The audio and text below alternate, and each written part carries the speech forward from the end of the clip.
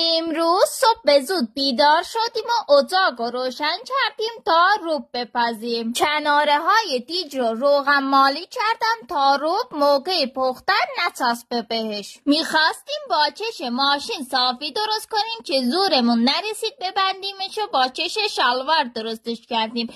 کبرا خانمم دستش روبی شده بود و هر چقدر لیس میزد تمیز نمیشد رنجش. بعدش تپه ها رو شستیم چون که اگه بمونه خشک میشه و میچسبه. این توفاله ها رو نگه داشتم سال بعد خودم بکنم. یه زنبور بیچاره هم موقع آب خوردن افتاده بود تو آب و داشت غرق میشد که برداشتمش و نجاتش دادم به زندگیش برسه. بعدش که کم کم روبمون آماده شد یه کاسه نمک ریختیم توش و هم زدیم تا نمک ها حل بشن و بعدش هم یه کاسه روغن ریختیم و نیم ساعت بعد زیر اتاق رو خاموش کردیم. روب ها رو خالی کردیم توی